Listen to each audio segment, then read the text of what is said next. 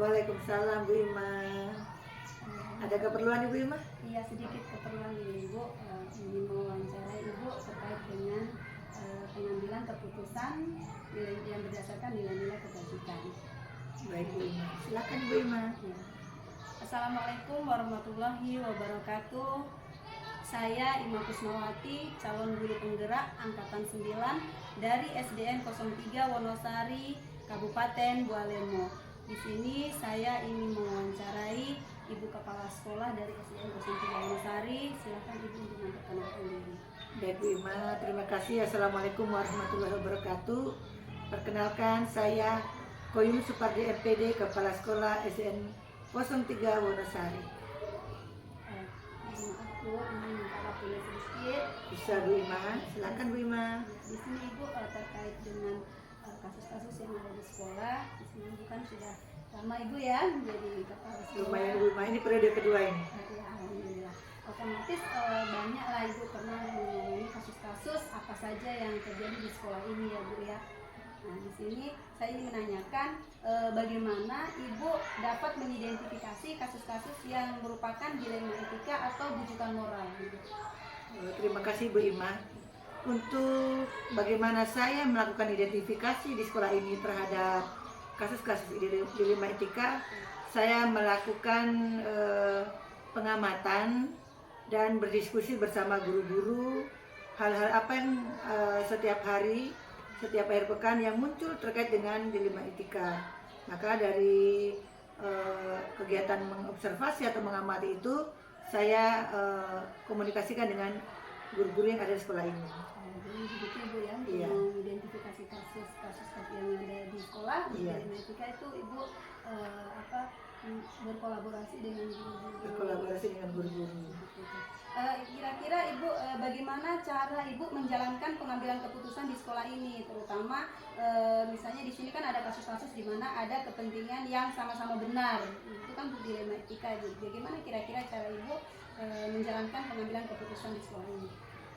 Terkait pengambilan keputusan itu sendiri Bu Ima, di sini saya tidak bisa serta-merta menetapkan atau memutuskan secara sepihak.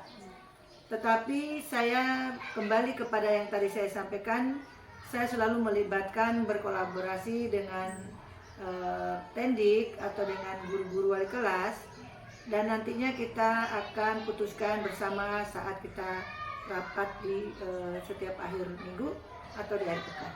Jadi pengambilan keputusannya tetap melibatkan guru-guru Iya. dalam misalnya rapat. Iya, di dalam rapat. Kira-kira Bu, adakah langkah-langkah atau prosedur yang seperti apa yang biasa Ibu lakukan? Prosedur sendiri Bu Ima, biasanya ketika dilema etika ini sudah yang biasanya ada level ya. Kalau level yang masih sangat mudah ditangani di sekolah itu, cukup kami bermusyawarah dengan guru-guru, itu yang langkah pertama. Adapun setelah dimusyawarahkan kami membutuhkan pendampingan dari orang tua, langkah selanjutnya kami mengundang orang tua daripada si siswa yang masuk pada yang harus kami tangani tersebut. Jadi kami mengundang orang tua untuk berkomunikasi dan kami membuat kesepakatan bersama untuk memutuskannya, baik itu dari kepala sekolah dengan guru-guru dan orang tua. Jadi kami itulah langkah-langkah yang kami ambil. Yang awalnya tadi kan sudah kita observasi, yang kedua kita musyawarahkan, yang ketiga kita mengundang orang tua. Setelah itu kita mengambil keputusan. Jadi itu langkahnya. Itu langkah-langkahnya. Dulu, kemudian mengundang orang tua, Iya. membicarakan masalah-masalah. Iya, dengan guru dulu. Lalu yang ketiga kita kalau ini masih harus membutuhkan pemikiran dari orang tua dan penting orang tua dihadirkan, kita mengundang orang tua yang dimana objek ini membutuhkan penanganan tersebut. Jadi tetap mengundang orang tua. Iya. Membicarakan tentang masalah Itulah kasus, langkah-langkah. ya. Oke, misalnya kira-kira hal-hal apa saja Bu yang selama ini Ibu anggap efektif dalam pengambilan keputusan pada kasus-kasus dilema etika? Seperti yang sudah saya sampaikan sejak awal tadi, langkah yang paling efektif itu kita tetap dibahas dalam forum musyawarah. Iya, itu yang diutamakan musyawarah, sehingga keputusan itu nantinya menjadi tanggung jawab bersama, dan kita harus artinya perhatikan dan menjadi tanggung jawab bersama. Yang efektif. Itu yang efektif. Keputusan diambil Secara bersama-sama. Kemudian misalnya Bu, hal apa saja yang selama ini merupakan, mungkin kan ada tantangan Bu ya, yang merupakan tantangan dalam pengambilan keputusan tersebut Bu? Kalau mau bicara tantangan ini, saya kira semua keputusan yang sudah dihasilkan itu biasanya kita tidak mulus diterima ya. Terkadang kita tantangan itu misalnya di sisi lain kita harus menegakkan tata tertib di sekolah atau kesepakatan yang sudah dibangun oleh sekolah terkait misalnya budaya positif. Nah, tantangan berikut ini anak benar-benar dari kalangan orang yang tua yang SDM-nya sangat rendah. Nah, ini yang menjadi tantangan-tantangan ketika akan dijadikan suatu keputusan, misalnya, kita harus seperti ini, harus AA, tidak boleh tidak. Tetapi kembali menjadi dilema etika tadi. Di sisi lain ini menghadapi orang tua yang SDM-nya rendah, dan di sisi lain sekolah harus menegakkan kesepakatan sudah dibangun tadi. Itu tantangannya Bu. Tantangannya orang tua yang SDM-nya sangat rendah. Iya, orang tua yang SDM-nya rendah itu kembali baik kekurangan dari segi finansialnya, dari segi pengetahuannya di situ. Terus Bu, misalnya apakah Ibu memiliki sebuah jadwal misalnya untuk penyelesaian kasus-kasus dilema etika itu ada terjadwal atau diselesaikan langsung di tempat itu misalnya? Kalau menjadwalkan secara khusus mungkin tidak ya, tetapi tidak juga kita menyelesaikan di tempat itu secara khusus. Tetapi ketika kasus ini muncul di sekolah ini, maka ada suatu musyawarah di mana kapan waktu kita bagusnya untuk menyelesaikan ini. Mungkin setelah anak-anak ini pulang atau melihat situasi dan kondisi orang tua, lalu kita menjadwalkan untuk bertemu dan kita kapan untuk menyelesaikannya. Jadi untuk jadwal khusus tidak sih, tetapi kita tetap akan menjadwalkan secara bersama dengan guru untuk bisa bertemu. Jadi untuk jadwal khususnya sih tidak ada. Iya, jadwal khususnya tidak, tetapi kita kan tidak tahu kapan kasus ini akan muncul. Tetapi ketika kasus ini muncul, maka kami akan membuat satu kesepakatan untuk menentukan kembali kapan kita harus bertemu orang tua, melihat situasi dan kondisi orang tua ini free apa tidak, waktunya ada. Nah, di situ kami akan menyampaikan dan menyepakati. Kemudian kira-kira adakah seseorang atau faktor-faktor apa saja yang selama ini bisa mempermudah atau membantu Ibu dalam pengambilan keputusan dalam kasus-kasus dilema etika itu? Kalau orang-orang yang membantu di dalam menyelesaikan ini, saya rasa di sekolah ini banyak Ibu Ima ya. Selama ini yang Ibu gunakan itu misalnya kita langsung berkolaborasi dengan ketua komite sekolah. Nah, di ketua komite ini salah satu juga tokoh daripada masyarakat. Yang berikut ada orang tua yang sekaligus guru di sekolah ini yang juga dekat dengan masyarakat. Nah, di atasnya lagi mungkin ada koordinator wilayah pendidikan sebagai tempat pemangku kepentingan yang harus kita sampaikan.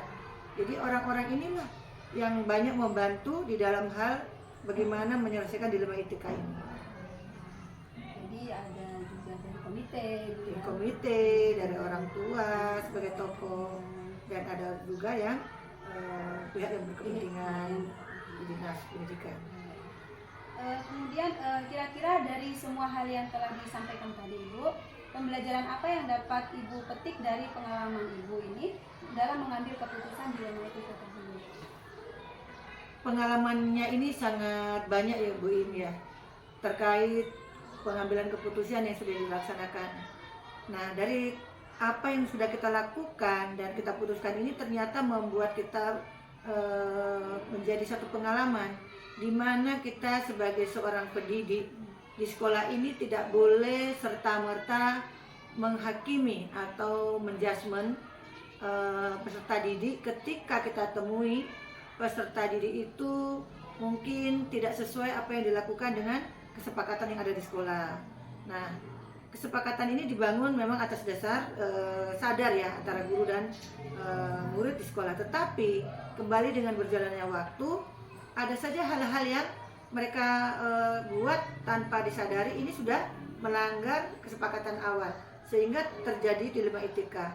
Maka pengalaman yang sangat berharga itu adalah sebagai guru atau sebagai pengambil keputusan di sekolah ini kita tetap mengedepankan bukan perasaan tetapi melihat kembali latar belakang mereka, melihat kita harus bangun komunikasi, kita harus memahami kondisi mereka. Jadi inilah pengalaman-pengalaman, ternyata semua ini tidak bisa kita lakukan sendiri. Kolaborasi dibangun, komunikasi diutamakan, terus kita kembali ke tadi kesadaran sosial emosional. Kalau kita putuskan dengan emosional, maka berdampak juga nanti tidak baik. Olehnya yang tadi saya sampaikan tadi di 3 itu, kolaborasi dibangun, komunikasi dibangun, kesadaran sosial emosional kita dibangun. Itu pengalaman ibu ini. Iya, pengalaman yang sangat berharga itu di situ itu memang ketika itu ketiga-tiganya tidak ada, maka antara dilema etika tadi tidak akan terselesaikan. Iya, kolaborasi penting, komunikasi tadi bersama atau di musyawarah itu antara guru, orang tua, tokoh, ini tadi. Lalu saat musyawarah juga kesadaran emosional kita tetap kita kedepankan. Walaupun kadang-kalanya sekolah ini seperti apa ya, greget dengan sudah begini tetap saja terjadi begini. Nah, tetap kita harus bangun kembali. Oh iya, harus seperti inilah. Mungkin seperti itu Ibu Iman. Iya. Memang terkadang untuk menyelesaikan kasus-kasus yang dilema etika antara benar dengan benar itu terkadang perjalanan terjadi kayak apa ya, kita harus dituntut benar-benar harus mampu memutuskan, walaupun ketika kita ini benar menurut mereka juga ini benar. Nah, kita harus benar-benar dituntut yang terbaik lah, seperti itu. Itu Ibu ya, Iya. kasus dilema etika. Sekian Ibu, terima kasih atas waktunya. Dari wawancara ini banyak pengalaman yang saya dapatkan, jadi ilmu yang saya dapatkan sudah lumayan banyak. Insya Allah saya bisa implementasikan di lapangan ke depannya. Saya Ima Kusnawati, CGP Angkatan 9 dari SDN 03 Wonosari. Saya hadiri untuk wawancara hari ini. Assalamualaikum warahmatullahi wabarakatuh. Ibu permisi dulu. Sama Bu Ima.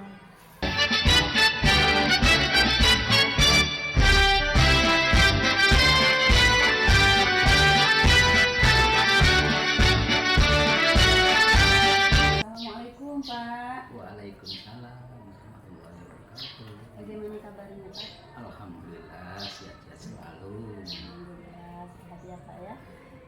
Begini Pak, kedatangan saya di sini ada keperluan sedikit. Maaf ini sudah mengganggu waktunya Bapak. Ini saya terkait dengan tugas calon guru penggerak untuk modul 3.1 yaitu pengambilan keputusan sebagai pemimpin berdasarkan nilai-nilai kebajikan Pak ya. Di sini saya ingin menanyakan sedikit kasus-kasus mungkin yang pernah Bapak alami di sekolah ini terkait dengan dilema etika dan rujukan moral. Dilema etika itu yaitu benar dengan benar, benar, kemudian kalau rujukan moral itu biasanya kan benar dengan salah Pak ya. Di sini Pak, bagaimana Bapak mengidentifikasi kasus-kasus yang merupakan dilema etika atau bujukan moral tersebut Pak? Terima kasih. Pertama-tama saya perkenalkan, nama saya Kuswoto SPD, Kepala Sekolah SDN 7 Wonosari, Kecamatan Wonosari, Kabupaten Bali. Terima kasih atas kehadiran dari Ibu Ima yang telah datang di sekolah SDN 7. Mudah-mudahan apa yang jadi niat Ibu Ima datang ke sini untuk berdiskusi tentang apa yang menjadi pedoman dari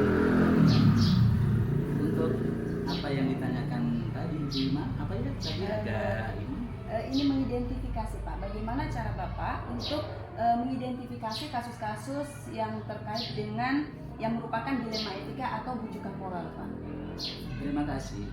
Cara untuk mengidentifikasi dari apa yang dipermasalahkan oleh Ima tadi, kita dilema etika itu kita selalu berkolaborasi dengan guru-guru untuk mengambil sesuatu keputusan, karena semua dari sekolah ini tidak mungkin hanya kepala sekolah sendiri yang akan memutuskannya, sehingga kita melibatkan stakeholder yang ada di sekolah ini. Jadi tetap melibatkan semua guru ya, berkolaborasi Pak ya. Iya. Kemudian Pak, kira-kira bagaimana Bapak menjalankan pengambilan keputusan di sekolah ini Pak, terutama untuk kasus-kasus di mana ada dua kepentingan, yaitu yang sama-sama benar atau yang disebut dengan dilema etika. Kira-kira bagaimana Bapak menjalankan pengambilan keputusan tersebut?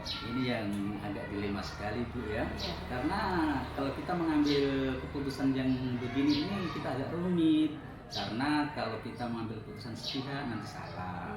Mau diputuskan ini, sehingga di dalam mengambil keputusan ini kita selalu melibatkan semua stakeholder yang ada di sekolah ini supaya kita tidak ada kesalahan-kesalahan dalam mengambil keputusan, terutama ini ambil keputusan tentang anak-anak ini. Kalau seandainya anak ini bagaimana benar kita katakan salah, sehingga itu akan membingungkan dan akibatnya anak-anak itu bisa frustasi dalam pembelajaran. Jadi dilema Pak ya. Dilema juga. Iya. Kemudian Pak, kira-kira apa ada langkah-langkah atau prosedur seperti apa yang bisa Bapak lakukan selama ini? Yang biasanya Bapak lakukan atau langkah-langkah apa yang untuk mengambil keputusan tersebut? Kalau kita mengambil suatu keputusan, kita tidak serta-merta langsung putuskan. Kita ada langkah-langkahnya. Pertama kita observasi dulu apa sih titik permasalahannya. Karena kalau kita salah melangkah, akibatnya nanti fatal. Terutama dalam suatu keputusan mengambil keputusan sama anak. Anak tidak merasa salahnya sepele, akibatnya nanti menjadi fatal kalau kita keputusan yang salah. Olehnya intinya Ibu Ima, semua keputusan pengambil kebijakan kita selalu melibatkan dari stakeholder sekolah.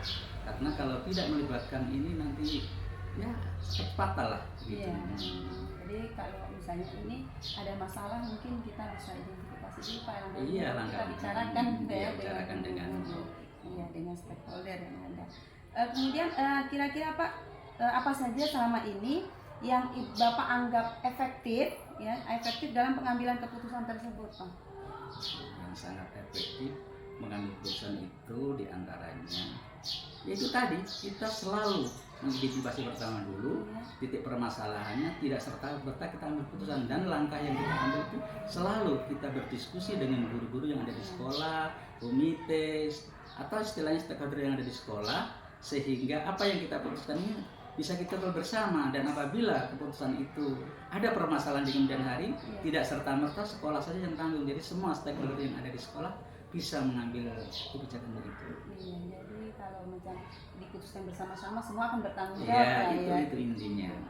Kemudian Pak, kira-kira apa ada selama ini Bapak hal-hal apa saja yang selama ini merupakan tantangan dalam pengambilan keputusan itu Pak? Apa ada tantangannya dalam mengambil keputusan?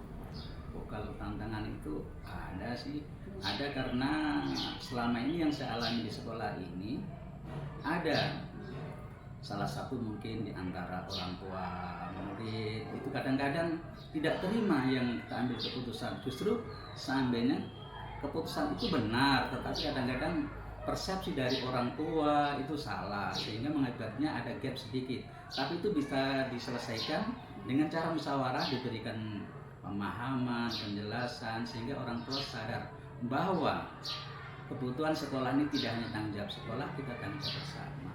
Jadi tantangannya itu paling banyak ke orang tua ya. Kan karena terkadang persepsinya yang beda, pemikirannya lah mungkin. Tapi setelah mungkin diberi pemahaman, mungkin bisa dimengerti Pak, ya, diterima dengan orang tua. Mungkin orang tua kurang paham dalam hal itu.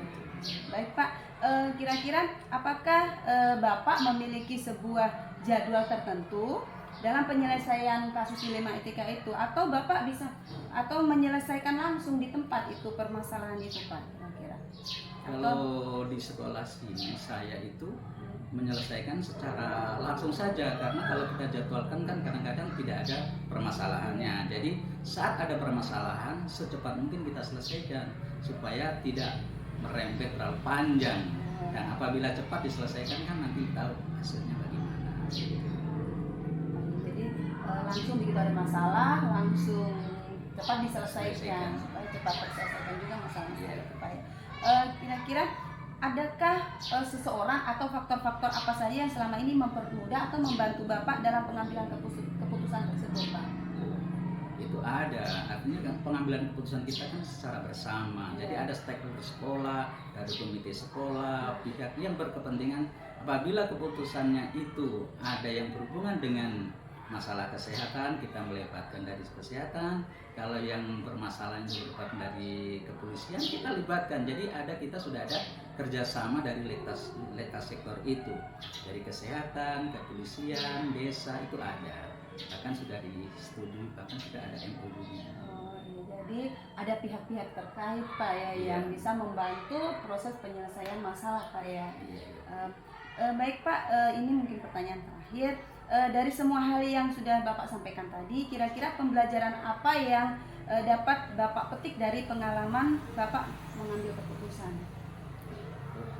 Kalau kita ambil pembelajarannya itu, jadi keputusan itu, kita ambil keputusan tidak bisa keputusan secara langsung. Kita harus pahami dulu permasalahannya dan kita teliti dulu titik akar permasalahannya, dan pengambilan keputusan itu juga kita harus melibatkan stakeholder yang ada di sekolah, yang istilahnya supaya apabila di kemudian hari itu ada permasalahan yang sehubungan dengan permasalahan tadi, kita bisa selesaikan secara bersama. Tetap berkolaborasi, Pak ya, berkolaborasi itu yang penting, melibatkan semuanya supaya keputusan yang kita ambil itu semua bisa dilakukan seperti itu, Pak ya. Iya, Bu. Jadi Pak, mungkin itu saja untuk pertanyaan saya. Terima kasih atas waktunya. Sama-sama. Pak sudah mengganggu ini. Saya akhiri Pak. Wassalamualaikum warahmatullahi wabarakatuh. Waalaikumsalam warahmatullahi wabarakatuh.